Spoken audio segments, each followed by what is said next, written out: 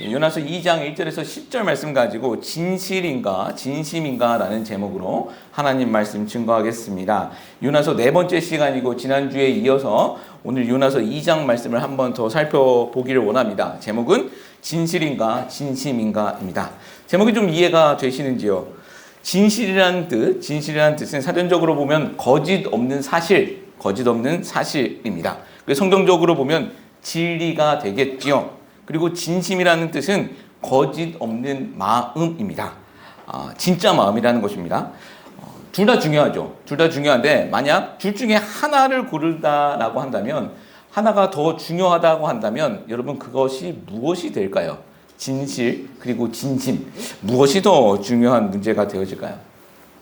2차 대전 중 독일의 나치 정권의 선전 장관을 했었던 요제프 게벨스라는 사람이 있습니다. 요제프 게벨스. 이 사람의 임무는요, 나치를 선전하고 독일 국민들을 세뇌하는 것이 그의 임무였습니다. 물론 1급 전범이 되어지죠. 아주 나쁜 사람이에요. 근데 이 사람에 대한 책도 있는데 이 대중성동가로서 그는 말도 잘하고 굉장히 언변도 뛰어나고 지적이고 또 학구적인 사람이었다고 합니다.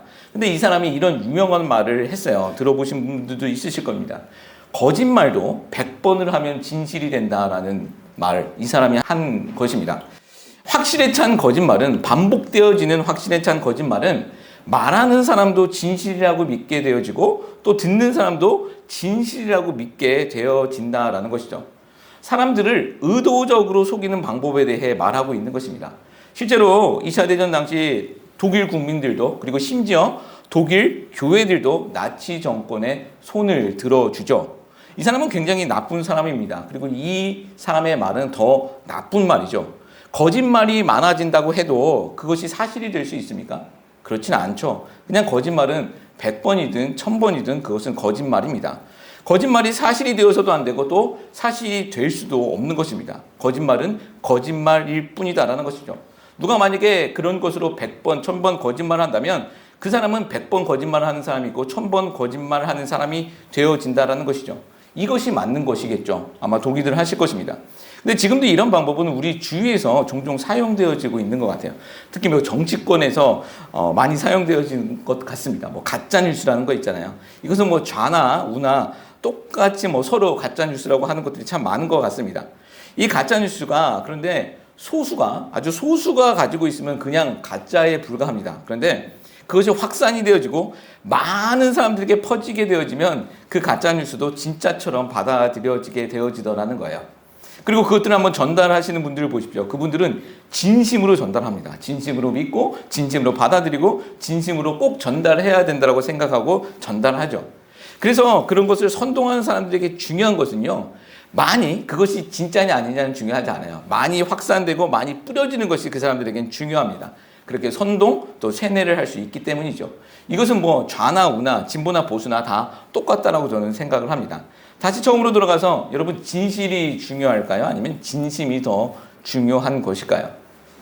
한 가지 더 예를 한번 드려볼게요. 제가 한국에서 사역할 때 그 신천지에 있었던 한 자매를 만나서 이야기를 했던 적이 있습니다.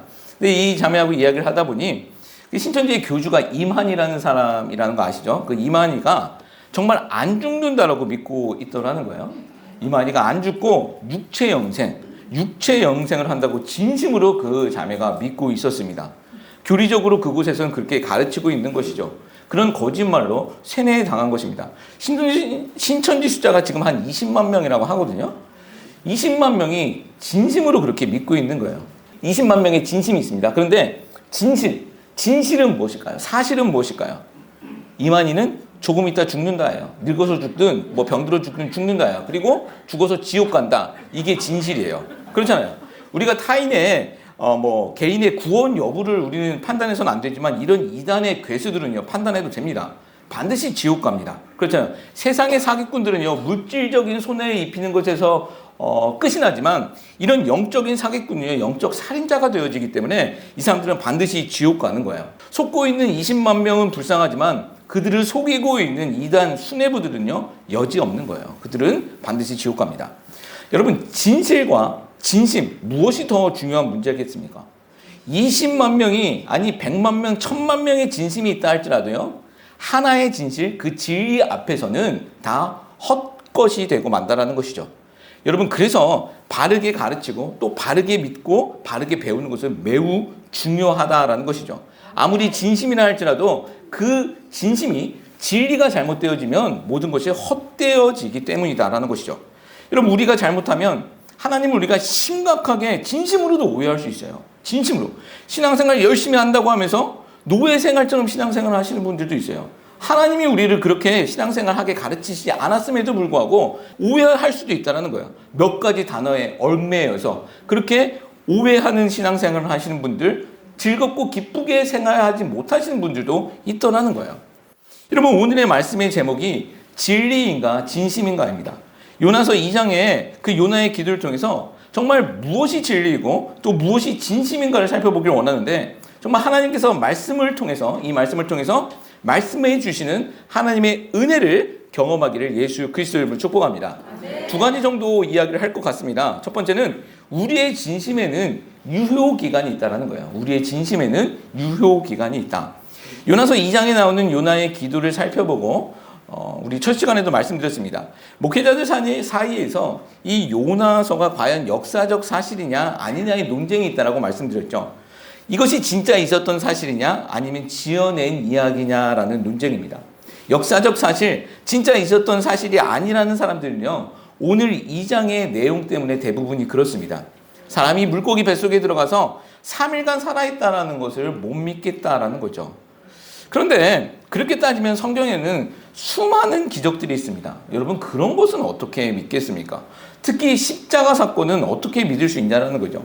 십자가 사건은 그냥 한 사람이 죽었다 살아난다, 와 신기하다, 그 정도의 기적 사건이 아닙니다. 이 정도의 기적 사건이 아니에요. 이 십자가의 사건의 참된 기적 사건은 무엇이냐면, 하나님이, 천지를 지으신 하나님이 사람이 되셔서 이 땅에 오셨고, 그리고 그 하나님 되신 그 예수님이 우리 인간들을 위해 대신 죽으셨고 대신 살아나셨다라는 거예요. 이 땅에 오셔서, 하나님이 이 땅에 오셔서 대신 죽으시고 사셨다라는 것이 십자가 사건의 가장 큰 기적입니다. 그리고 그 하나님이 우리의 믿는 신자들의 주와 그리스도가 되셨다라는 것이 십자가의 핵심입니다. 이것은 어떻게 믿겠냐라는 거예요. 사람이 죽었다 사는 그 정도가 아니라 하나님이 사람이 되셔서 사람을 살리기 위해 사람 대신 죽었다, 그리고 사셨다라는 사실. 여러분, 이 사실을 어떻게 믿겠냐는 거죠. 그렇다면 요나의 이 이야기를, 여러분 근데 이 이야기를 믿으십니까? 이 십자가 사건을 믿으십니까? 아멘. 예, 아멘. 믿으시잖아요. 그렇다면 이 요나의 이야기를 믿는 데 있어서는 사실 전혀 문제가 될 것은 없는 것입니다. 우리 지난 시간 살펴보았듯이 요나가 그 무슨 멸치 뱃속에 들어간 게 아니에요. 하나님께서 큰 물고기를 준비하시고 그 뱃속 안에 들어가게 하신 것이죠. 성경은 하나님이 예비하신 큰 물고기 뱃속에 요나가 들어갔다라고 기록하고 있습니다. 잊지 마시기 바랍니다. 하나님이 목적이 있고 또 하시고자 하신다면 반드시 이루어지는 것입니다. 그렇지 않습니까? 200만 명을 홍해를 건너게 하시고 또 40년 동안 광야에서 먹이시고 또 그들을 돌보셨습니다. 하나님의 뜻이 있으면 반드시 하나님은 그것을 이루실 수 있으신 분이다라는 거죠. 그것을 우리는 믿으셔야 합니다. 그렇게 하나님의 뜻 가운데 요나는요, 죽지 않고 물고기 뱃속에 들어가게 되어집니다. 하나님의 뜻이 있어서 물고기 뱃속에 들어가는 것이죠. 2장이 그 물고기 뱃속에서 기도한 내용이에요. 근데 2장의 이 요나의 기도도요, 해석이 나뉘어지게 되는 것을 보게 되어지거든요. 긍정적인 해석과 부정적인 해석이 있다고 말씀드렸어요. 여러분, 어떤 분들은 이 요나의 기도를 아주 긍정적으로 해석을 하기도 합니다. 우리가 오늘도 쭉 읽어보시면 아셨겠지만 요나의 기도는요, 긍정을 떠다 아주 은혜스럽기도 합니다. 앞뒤 다 자르고 2장 말씀만 보면, 2장의 기도 내용만 보면 이건 너무 은혜스럽습니다. 다 맞는 말입니다. 요나가 고난 중에 하나님을 찾았고 또 감사했고 서원을 하고 있는 내용이기 때문입니다. 이 내용 맞잖아요. 우리가 배워야 할 내용이고 또 우리가 행해야 할 기도의 모범이 되어집니다. 근데 우리는 1장을 읽었습니다. 그리고 3장, 4장을 읽어보신 분들은 아시겠지만 그 요나의 모습을 보면서 이 기도를 마냥 긍정적으로 바라볼 수는 없게 되어집니다.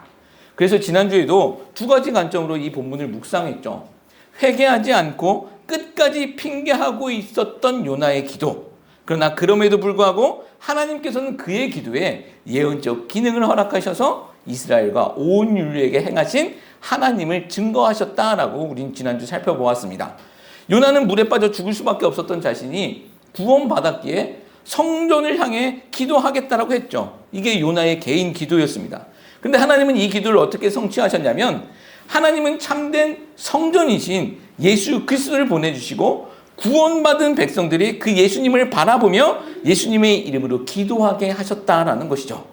비록 요나는요, 자기 변명과 자기 핑계를 가지고 기도했지만 하나님께서는 그의 기도를 통해 하나님의 위대하고 놀라운 구원을 증거하셨더라는 것입니다. 요나는 몰랐겠지만 하나님은 그렇게 하신 것이죠. 그러니까 요나의 기도가 오늘 우리에게 성경으로 주어진 것입니다. 하나님은 요나의 실수까지도 하나님의 선하신 목적으로 이끌어 가신 것입니다.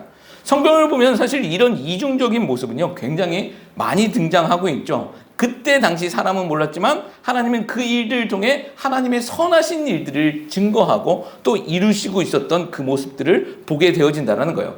이것을 우리는 하나님의 섭리라고 합니다. 자, 오늘도 이 비슷한 관점으로 바라보기를 원하는데 8절 9절 말씀을 중점으로 살펴보겠습니다. 8절 9절 말씀 다시 한번 읽어보겠습니다. 거짓되고 헛된 것을 숭상하는 모든 자는 자기에게 주신 은혜를 버렸사오나 나는 감사하는 목소리로 주께 제사를 드리며 나의 선을 주께 갚겠나이다. 구원은 여호와께 속하나이다. 아멘. 자, 요나의 기도의 후반부이고 이것이 결론과 같은 내용입니다. 앞에서 말씀드렸듯이 요나는 고난을 받을 때 고난 중에 하나님을 찾으며 기도하며 또 감사하며 서원까지 했습니다. 이것은 맞는 것이죠. 옳은 것입니다. 여러분, 우리도 꼭 그렇게 되었으면 좋겠습니다. 우리는 어디에 있느냐를 중요하게 생각할 때가 많아요. 어디에 있느냐, 우리가 어디에 위치하고 있느냐를 중요하게 생각할 때 많습니다. 그러나 어디에 있느냐보다도 더 중요한 것은 거기서 무엇을 하느냐, 이것이 더 중요한 문제가 되어지겠죠. 남들이 부러워할 만한 곳에 있어도 거기서 엉터리 같은 일들을 하면 나중에는 실패하는 인생이 되고 만다는 것입니다. 그러나 물고기 뱃속까지 캄캄한 곳이라 할지라도 그 더럽고 비좁고 남들이 쳐다보지 아니하는 그런 하찮은 곳이라 할지라도 그곳에서 하나님을 찾으면 여러분 그곳이 성전이 되게 되는 줄 믿습니다. 하나님의 나라가 된다는 것이죠. 아까 찬양에 고백한 것처럼 우리가 예배하는 그곳이 하나님의 성전, 하나님의 나라가 되어진다는 것입니다. 성경이 말하고 있는 성공한 인생, 복된 인생이 바로 그런 인생들입니다. 저는 여러분, 우리 모두가 어떤 곳에 있더라도 그곳을 성전으로 만들고 하나님의 나라로 변화시키는 그런 축복된 인생들이 되시길 예수 그리스도 이름으로 축복합니다. 자, 8절 9절 말씀을 다시 한번 읽어보면 이것이 요나의 진심일까라는 질문을 한번 생각해 봅니다. 여러분, 9절 말씀을 보면 그가 감사하고 또 서원하고 있습니다. 여러분, 이게 진심일까요? 저는 이 진심이라고 아마 생각은 합니다. 이 죽는 줄 알았는데 물고기 뱃속에서 살아가고 있으니 당연히 진심 아니겠습니까? 감사한 것도 있을 테고요. 또 서원하는 내용도 있었을 것입니다. 아무리 요나가 탕자의 모습을 보이고 있어도 이것은 진심이라고 생각합니다. 그런데 문제는요, 이 진심이 언제까지 가냐라는 거예요.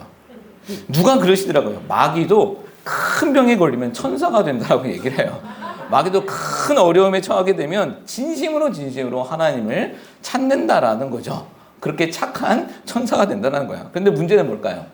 그 마음이, 그 진심이 언제까지냐라는 거예요. 여러분, 우리도 종종 그런 거 겪지 않습니까? 제 얘기를 하면 저는 허리가 가끔씩 아파요. 근데 아파서 누워있으면 꼭 진심으로, 정말 진심으로 다짐을 합니다. 이 아픈 것만 나으면 운동해야지. 이거 진심이에요. 진심으로 그럽니다. 근데 나으면, 제가 지금 나았습니다. 지금 운동할까요?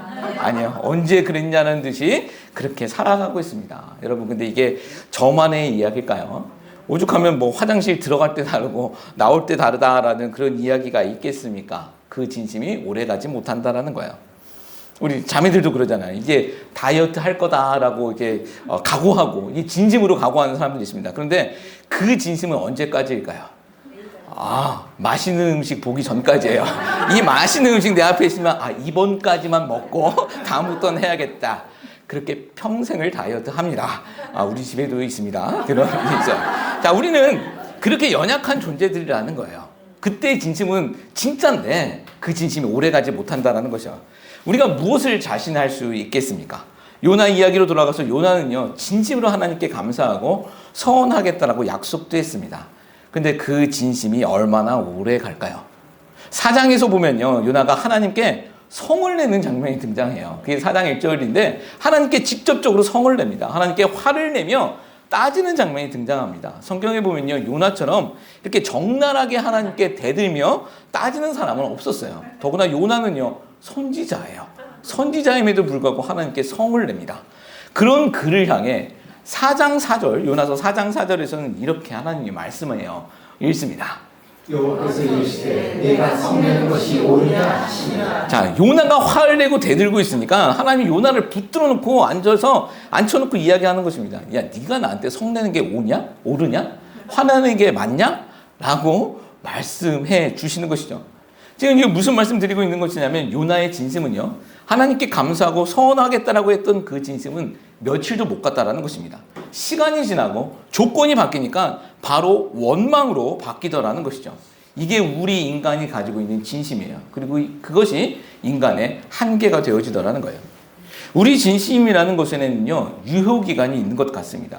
그 유효기간이 얼마만큼 되는지는 우리는 몰라요. 그렇죠? 그러나 그때는 진심이었고 지금은 아니다라는 것이죠. 우리는 얼마든지 그럴 수 있는 존재들이라는 거죠. 그러나 반대로 진리 그리고 진리와 진실에는 유효기간이라는 것은 없습니다. 처음부터 끝까지 그것이 진실이면 진실일 뿐이다라는 거예요. 그렇지만 우리의 진심, 그러나 반대로 우리의 진심에는 유효기간이 있다는 거예요. 정확히 말하면 조건부 유효기간이 있습니다. 창세기 2장 말씀을 보면 하나님께서 아담에게 하와를 만들어서 보내주시죠. 그때 처음으로 그 하와를 본 아담, 무엇이라고 했습니까? 네, 뼈 중에 뼈요, 살 중에 살이로다. 예, 이런 말 했습니다. 의미적으로 보면요, 뼈는 강한 거예요. 우리 몸에 가장 강한 것이 뼈잖아요. 그리고 살은 우리 몸 중에서 가장 약한 부분입니다. 의미적으로 보면 이런 의미가 있는 거예요. 강할 때나 약할 때나 너는 내 사랑이다라는 거예요. 내가 사랑할게, 내가 지켜줄게, 강할 때나 약할 때나 내 사랑 변치 않을게, 이런 의미를 갖고 있는 거예요. 여러분, 이게 진심일까요? 아닐까요? 지금 뭐 이 아담이 제비족이 아니잖아요. 사모님 하면서 이런 거 아니에요.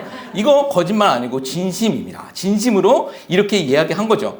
역사에 남을 시적이고 아름다운 고백을 한 것입니다. 근데 여러분, 그 고백, 그 진심 얼마만큼 갔을까요? 창세기 다음 장인 3장에서는요, 아담과 하와가 범죄합니다. 그래서 하나님이 물으시죠. 아담에게 묻습니다. 너 왜 그랬냐라고 묻습니다. 그때 아담이 한 말, 저 여자 때문에 그랬습니다. 라고 얘기를 합니다. 아까는 뼈 중에 뼈, 살 중에 살이라고 얘기하다가 이제 분리하니까 생선 가시 버리듯, 정말 생선 가시 버리듯 버려버립니다. 아마 하와는 믿을 하나도 없네 라고 생각했을 것입니다. 이게 인간의 진심이더라는 거예요. 이렇게 우리는 진심이라는 것에 가해자가 되기도 하고 또 때로는 피해자가 되기도 합니다.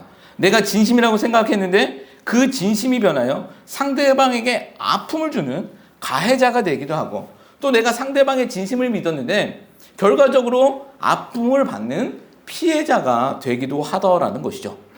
요나 역시 물고기 뱃속에서는 진심이었습니다. 그런데 땅에 나와 보니 자기 생각과 달라지는 것입니다. 그 진심은 하나님께 원망으로 바뀌었다는 것이죠. 화를 내며 대드는 것이죠. 이것은 요나만의 이야기가 아니에요. 우리 인간이 다 그렇더라는 것이죠. 우리 주일 예배 드릴 때는 우리가 찬양과 기도를 드릴 때 전심으로 고백하잖아요. 진심으로 고백하지 않습니까? 하나님이 옳습니다. 내가 그렇게 살겠습니다. 하나님 그렇게 살겠습니다. 라고 진심으로 고백합니다. 주일에는 진심입니다. 그러다가 한 수요일쯤 되면 생각이 좀 바뀌기 시작하잖아요. 그리고 금요일이나 토요일쯤 불토 한번 경험해보면 내가 왜 그랬을까라고 생각을 하잖아요. 그때 다짐했었던 것, 제정신 아니었는데 정신 똑바로 차리고 살아야겠다. 그렇게 생각을 하지 않습니까? 우리는 그렇다라는 거예요. 그렇게 변하는 우리를 보면요, 우리는 소망이 없어요. 그렇지 않습니까? 우리를 보면 우리에겐 소망이 없다라는 거예요. 근데 참 감사한 것이 있는데 그것이 무엇이냐면 우리 하나님은 그 진심이 변하지 않으시더라는 거예요. 우리 진심은 수시로 변하기 때문에 소망이 없는데 하나님의 진심은 변하시지 아니하시기 때문에 소망이 있다라는 거죠. 하나님의 진심은 변하지 않으십니다. 나중에 보십시오. 요나가 하나님께 성을 내며 대들었을 때도 우리 같으면 요나 다시 물속에 집어넣죠. 그래서 큰 물고기 불러서 소화시켜. 이제 마음대로 먹어. 그럴 것 같은데 하나님은 그렇게 하지 않으세요. 하나님은 그런 요나를 설득해 나가십니다. 왜 그럴까요? 하나님의 요나에 대한 진심은 변하지 않으셨기 때문입니다. 이것은 요나에게만이 아니라 자신의 백성들을 향한 하나님의 진심은 변하시지 않으신다는 거예요. 성경 말씀 보십시오. 인간들은 끊임없이 반역합니다. 그런데도 하나님은 그 진심을 변하시지 않으시죠. 그래서 예수님까지 보내주시는 것입니다. 너희가 내 자녀다라는 하나님의 선택하심이 진심이기 때문입니다. 여러분, 이것이 성경의 이야기고 하나님의 구원 이야기입니다. 오늘날 우리에게 향하신 변함없는 그 하나님의 진심은 무엇일까요? 하나님의 자녀된 우리들을 보호하시고 마지막에 승리하는 그날까지, 마지막 그 승리하는 그날까지 이끌어 주심, 이것이 우리를 향한 하나님의 진심이더라는 거예요. 여러분, 하나님의 그 진심은 흔들릴 수 없습니다. 그래서 우리가 실수의 자리에 있다 할지라도, 그러나 그때도 변함없는 그 하나님의 진심을 붙들을 때 소망이 생기더라는 거예요. 그 진심을 기억하고 하나님을 찾을 수 있는 그런 인생들 되시길 예수님의 이름으로 축복합니다. 여러분, 실수의 자리에 있는 사람이 실패하는 거 아니에요. 우리 실수할 수 있습니다. 실수의 자리에 있는 사람이 실패하는 것이 아닙니다. 실수의 자리에서 하나님을 찾지 못하는 사람이 실패하는 거예요. 신약의 탕자, 우리 지난주도 살펴보았지 않습니까? 신약의 탕자 마지막 이야기는요, 아버지의 잔치에 참여하는 것으로 끝이 납니다. 여러분, 근데 탕자가 실수가 없었습니까? 아니잖아요. 큰 실수했습니다. 근데 실수의 자리에서 변함없는 아버지를 기억하고 아버지께 돌아가니 살게 되더라는 것이죠. 여러분, 잊지 마시기 바랍니다. 우리가 어떤 자리에 있든 어떤 상황에 있든 하나님의 변하지 아니하시는 진심, 그래서 예수님까지 보내주신 그 하나님의 마음을 기억하고 그 하나님의 진심을 붙들어 살아가는 인생들 되시길 축복합니다. 우리 모두가 그런 인생들이 되어야 할 줄 믿습니다. 우리의 가정과 우리의 교회가 그렇게 되어야 할 줄 믿습니다. 자, 두 번째는 우리는 참된 진실을 알아야 한다라는 것입니다. 아까 진심에 대해서 이야기했고 이제는 진실에 대해서 이야기하는데 참된 진실을 우리는 알아야겠죠. 다시 우리 8절, 9절 말씀을 다시 한번 또 읽어볼게요. 8절, 9절 있습니다. 거짓되고 헛된 것을 숭상하는 모든 자는 자기에게 베푸신 은혜를 버렸사오나 나는 감사하는 목소리로 주께 제사를 드리며 나의 소원을 주께 갚겠나이다. 구원은 여호와께 속하였나이다. 아멘. 자, 8절 말씀 보면 요나가 지금 누구 이야기를 하고 있는 것일까요? 거짓되고 헛된 것을 숭상하는 모든 자들, 그들은 은혜를 버렸다라는 거잖아요. 이게 누구 이야기일까요? 요나의 이야기를 쭉 읽어보시면 아시겠지만 요나가 말하는 이들은 요나의 입장에서 보면 이방인들에 관한 이야기입니다. 요나가 1장에서 하나님의 말씀이 임했을 때 왜 니느웨가 아닌 다시스로 도망을 했습니까? 하나님은 분명 아수르 제국의 수도인 니느웨에 가서 하나님의 심판을 경고하라고 하셨는데 왜 반대 방향인 지중해 끝자락인 다시스로 그가 도망을 했습니까? 저 이방 나라 이방인들에게 하나님의 말씀을 전하기 싫었던 것입니다. 어떤 분들은 요나가 적군의 그 아수르에 들어가는 것을 무서워해서 도망했다라고 말씀하시는 분들도 있는데 그거 아니에요. 후에 한번 보십시오. 그들이 무서워서가 아닙니다. 혹 저들이 하나님의 경고를 듣고 회개할까봐, 돌이킬까봐 그거 보기 싫었던 거예요. 그래서 그들이 망하지 아니할까봐, 그들이 살게 될까봐 그거 꼴 보기 싫어서 도망했다라는 거예요. 내가 차라리 죽는 한이 있어도 그 모습은 내가 보지 못하겠다라는 것이죠. 여러분, 근데 재밌지 않습니까? 정작 요나는요, 물고기 뱃속에서 한 번도 회개하지 않았습니다. 잘못했다는 말 없습니다.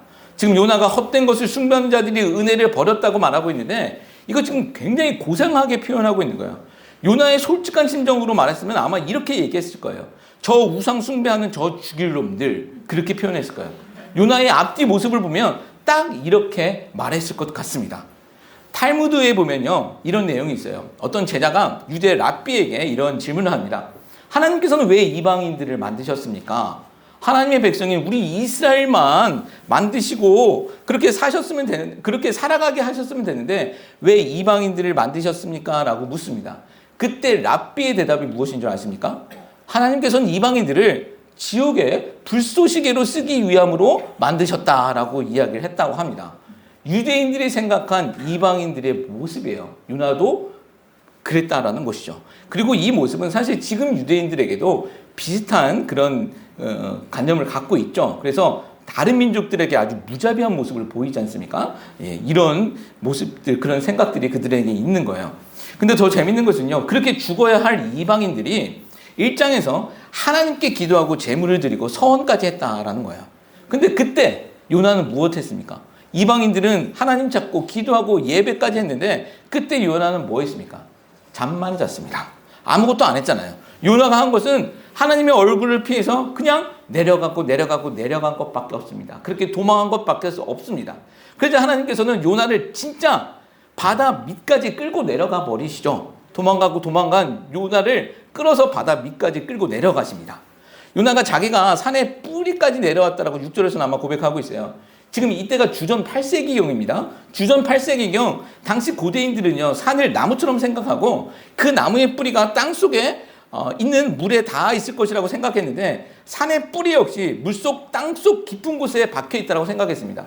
요나는요, 사람이 지금 생각할 수 있는 가장 바닥까지 내려왔다라고 지금 고백하고 있는 거예요. 왜요? 왜 지금 그렇게 된 것입니까? 이방인들에게 하나님의 말씀을 전하라는 그 명령을 거부했기 때문입니다. 그들이 미워서예요. 요나의 잘못은 너무나도 분명하지 않습니까? 성경을 가지고 있는 우리 분명히 알지 않습니까? 요나의 잘못은 너무나도 선명합니다. 그들을 미워했기 때문입니다. 하나님께서는 그들에게 경고하라고 말씀하셨는데 그거 싫다라는 거잖아요. 그들을 망해서 죽었으면 좋겠다라는 그 마음이 있었던 거야. 그런데도 요나는요, 그 자기의 잘못에 대한 전혀 회개는 없고 이방인들 향해 독서를 뿜어내고 있는 거예요. 자기 잘못에 대해서는 회개 없고 저 죽을 인간들, 저 지옥의 불쏘시개 같은 인간들이라고 독서를 쏟아붓고 있습니다. 자, 8절 끝절 보십시오. 8절 끝 보십시오. 8절 끝에 보면 자기에게 베푸신 은혜를 버렸사오나 9절 시작은 나는 이잖아요. 이게 그들은 버렸지만 그러나 나는 감사하다라고 이야기하는 거예요. 자, 뉘앙스를 한번 살펴보십시오. 저들은 죽을 놈들이지만 나는 감사하다라는 거잖아요.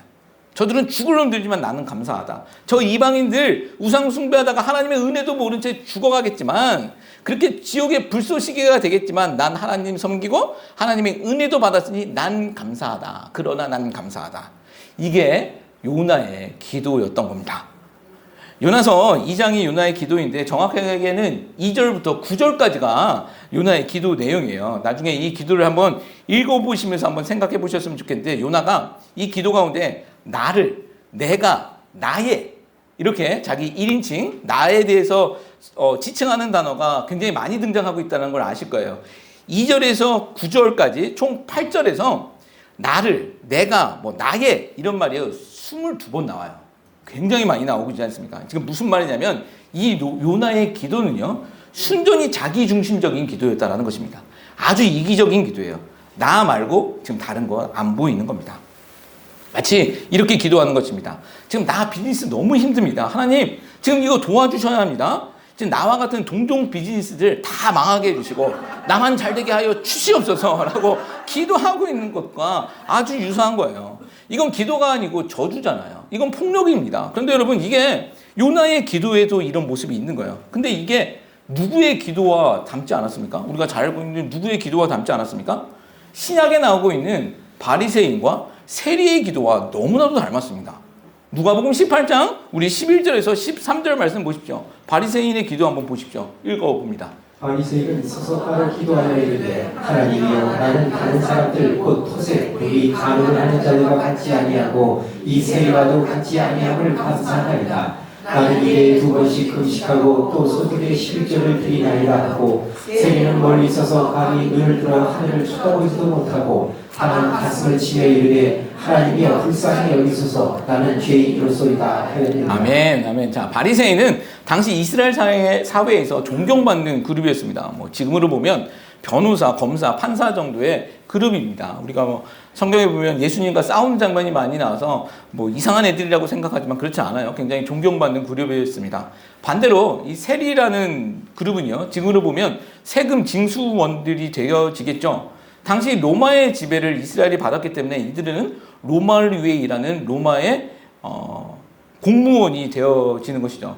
당시 매국노 취급을 받았습니다. 죄인 취급을 받던 사람이 이 세리 그룹입니다.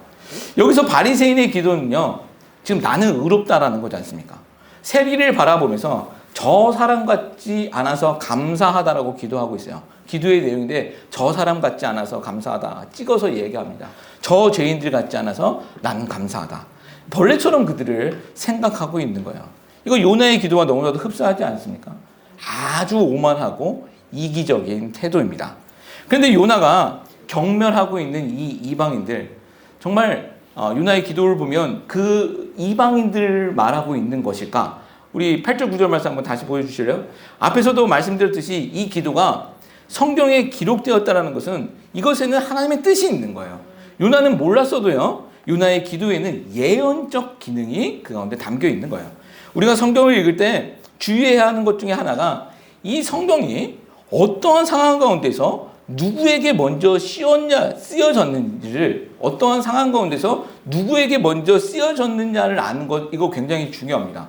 성경이 66권이잖아요. 66권의 1차 독자가 누구인지를 아는 거, 성경을 이해하는데 굉장히 중요합니다. 성경의 최종적인 독자는 2024년 오늘을 살아가고 있는 우리가 되어지지만 1차적인 독자는 누군지를 알아야 성경을 더 오해하지 않고 읽을 수 있게 되어진다는 거예요. 이것을 무시하고 한 곳에서 괜찮은 말들 뽑아서 갖고 오면 그래서 이단이 되는 거예요. 이런 배경까지도 우리는 알아야 합니다. 예를 들어 제가 우리 아이가 좀 절을 다니면서 잘 많이 안 먹어요. 그래서 저는 어렸을 때부터 너 아무거나 먹어. 자기 전에 먹어도 되고 단 거 마음대로 먹어도 돼. 막 그렇게 저는 얘기를 했단 말이에요. 우리 아이에게 가능한 얘기예요. 저는 1차적으로 우리 아이에게 한 거죠. 그렇게 이해해야 되는 거잖아요. 근데 이 말을 듣고 우리 아이의 엄마가 자기에게 적용해본다. 이거는 큰 문제가 생기는 거예요. 성인병 생기는 거잖아요. 우리 아이에게 맞는 거지 이것을 다른 사람에게 적용하면 안 되는 거예요. 1차적인 대상이 누군지를 알아야지 오해 없게 되어진다는 거죠. 나의 뜻은 우리 아이가 키 크고 건강하길 원하는 거잖아요. 그래서 그렇게 이야기했는데 이것을 그냥 아무한테나 대입해버리면 문제가 생기더라는 거죠. 여러분 성경도 마찬가지입니다. 1차 독자 그 배경을 알면 우리가 오해가 없는 거예요. 요나서의 1차 독자는요, 이스라엘이었습니다. 조금 있으면 망할 그 이스라엘을 향한 성경이 바로 요나서가 되어집니다. 제가 지난주에도 말씀드렸잖아요. 요나는 개인이지만 또한 이스라엘을 대표하고 있는 인물이다라고 말씀드렸습니다. 요나가 하나님의 말씀을 끝까지 버티다가 물고기 뱃속에 먹히게 되어지는 것은 이제 앞으로 있을 이스라엘의 모습이었다라는 거죠. 요나의 기도 속에 나오는 그 헛된 것들을 숭배하며 은혜를 저버리는 자들은요, 이방인들만을 이야기하는 것이 아니라 이것은요, 요나의 자기 모습이고 또 이스라엘의 모습이 되는 것입니다. 우리 8절 9절 보십시오. 요나 지독한 지금 선민의식에 빠져서 그 헛된 것에 빠져서 하나님의 은혜까지, 하나님의 명령까지 저버린 사람이잖아요. 지금 자기 얘기하고 있는 거예요. 이게 요나의 모습이더라는 것입니다. 또 왜 이것이 이스라엘의 모습이냐면 이스라엘은 하나님을 섬겨야 하는 민족이지 않습니까?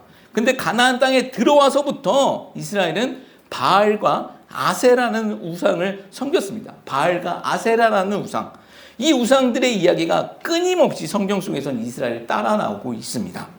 원래는 하나님께서 이스라엘을 만국의 제사장, 열국의 제사장 나라로 세우셨는데 이스라엘은요, 하나님의 제사장은 고사하고 거짓되고 헛된 것을 숭배하며 하나님의 은혜를 저버린 자들이 되었다라는 것입니다. 지금 8절은요, 지옥의 불쏘시개가 될 그런 이방인의 이야기가 아니라 요나의 이야기고 이스라엘의 이야기더라는 것이죠. 이제 아수르와 바벨론이라는 그 큰 물고기에 잡아먹혀서 땅 끝까지 끌려 내려가야 할 이스라엘의 모습이었던 것이죠. 요나는 몰랐겠지만 오늘 우리는 그 모든 것을 알 수 있지 않습니까? 그리고 하나님께서는 1차적인 독자 이스라엘이 이 요나서를 처음에 읽으면서 이것은 요나의 개인 이야기가 아니라 이게 우리의 이야기구나를 알기를 원하셨던 것이죠. 이것이 하나님의 마음이었습니다. 자, 그러면 하나님께서는 그렇게 참되고 진실된 그 하나님을 거부하고 거짓되고 헛된 우상을 섬기고 있는 이스라엘, 하나님의 은혜를 저버린 이스라엘, 너희는 이제는 끝이야 라고 그렇게 말씀하고 싶으신 것일까요? 너희들 내 은혜를 저버렸으니 너희들 끝이야. 여러분, 하나님의 마음, 하나님의 의도는 무엇일까요? 9절 후반부에 하나님의 의도가 드러나 있습니다. 9절 후반부 마지막 보시면 구원은 여호와께 속하였나이다. 구원은 여호와께 속하였나이다. 구원은 하나님께 속했다라는 거예요. 여러분, 이게 무슨 말입니까? 너희는 지금 나를 배신했어도 나는 너희를 끝까지 포기하지 않겠다는 하나님의 의지 표현입니다. 여러분, 복음이 무엇이라고 말씀드렸습니까? 죄인된 인간들에게 행하신 하나님의 일하심이라고 말씀드렸잖아요. 여러분, 그 일하심의 그 복음의 절정이 바로 우리 주 예수 그리스도이십니다. 하나님은 예수님을 우리의 구원자로 보내주셨지 않습니까? 예수님이 우리의 구원자가 되시는 것이 하나님의 진실이라는 거예요. 하나님의 진실이라는 거예요. 하나님은요, 우리가 우리의 모습의 진실을 알길 원하십니다. 여러분, 우리의 모습의 진실은요, 무엇입니까? 우리의 모습의 진실은요, 거짓되고 헛된 것들을 섬기는, 그래서 하나님의 은혜를 저버리는, 그래서 죽게 되어지는 것, 그것이 우리 모습의 진실입니다. 그게 우리의 모습의 사실이라는 거예요. 근데 하나님의 진실은요, 그런 우리들에게 예수님이라는 구원자를 보내주셨다는 거예요. 그리고 살리시고 있는 것, 그것이 하나님의 진실, 사실, 진리가 되어진다는 것입니다. 요나서를 통해서 우리에게 알기 원하시는 하나님의 진실이 그거예요. 내가 너희를 살리겠다는 거예요. 하나님의 구원, 그 구원이 나에게 있으니 내가 너희를 살리겠다라고 말씀하고 계시더라는 거예요. 여러분, 이 사실, 이 진실이 우리를 살리고 있다는 사실을 잊지 않으셨으면 좋겠습니다. 이 사실을 붙잡고 살아가는 우리 귀한 인생들 되었으면 좋겠습니다. 제가 말씀을 정리하겠습니다. 진실인가, 진심인가 라는 제목으로 오늘 하나님 말씀 증거했습니다. 첫 번째는 우리의 진심에는 유효기간이 있다라고 말씀드렸죠. 요나의 기도는 진심이었습니다. 그러나 그 진심은요, 시간이 지나고 조건이 바뀌니 원망이 되어집니다. 우리의 진심도 그럴 수 있습니다. 그때는 진심이었는데 오늘은 다를 수 있다는 거죠. 수없이 우리는 변해 갑니다. 그래서 그 진심 때문에 우리는 가해자가 되기도 하고 또는 피해자가 되어집니다. 그것이 우리의 본 모습이죠. 그런데 하나님의 진심에는요, 변함이 없으십니다. 우리를 향한 하나님의 마음은요, 변하지 않으십니다. 자신의 백성을 사랑하시고 또 보호하시고 또 마침내 승리의 그날까지 끌고 가신다는 그 마음에는 변함이 없으시다라는 거예요. 정말 여러분, 이 사실이 우리에게 소망이 되고 위로가 되시는 은혜가 있기를 소망합니다.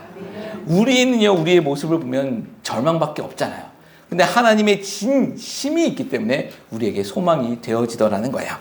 그리고 두 번째, 우리는 참된 진실을 알아야 된다라는 것이죠. 진실에 관한 이야기입니다. 우리가 가진 진심보다는 진실이 중요하다고 말씀드렸잖아요. 우리 모두가 진심으로 내일 태양이 서쪽에서 뜰 거야 라고 믿고 있다 할지라도 내일 태양은요, 동쪽에서 뜹니다. 이게 진실입니다. 그러기에 진실을 아는 것이 굉장히 중요하다라는 거예요. 진심은 틀릴 수도 있어요. 먼저 진실을 알아야 하는 거예요. 수십억 명의 진짜 진심이 있다 할지라도 하나의 진리가 그 진심을 이기더라는 거예요. 요나의 기도에서 첫 번째 진실은요, 우리의 모습입니다. 하나님이 알기 원하는 진실은 우리의 모습이에요. 우리의 모습의 진실은요, 거짓되고 헛된 것을 섬기는, 그래서 하나님의 은혜를 버리는 자들이라는 거예요. 너희가 먼저 그것을 깨달으라는 거예요. 너희가 먼저 그것을 알라는 것이죠. 그래서 우리의 모습에는요, 소망이 없어요. 아무런 소망 없잖아요. 절망밖에 없습니다. 그런 우리에게 소망이 생기는 것은 하나님의 진실 때문이다라는 거죠. 죽을 수밖에 없는 죄인들에게 구원자이신 예수님을 보내주신 것, 성경이 증거하고 있는 하나님의 진실이더라는 거예요. 하나님의 그 진실이 여러분 우리를 살리는 것입니다. 그 진실을 붙잡고 하나님께 감사하며 그 하나님께 영광 돌리며 살아가는 주의 거룩한 백성들 되시길 예수님의 이름으로 축복합니다.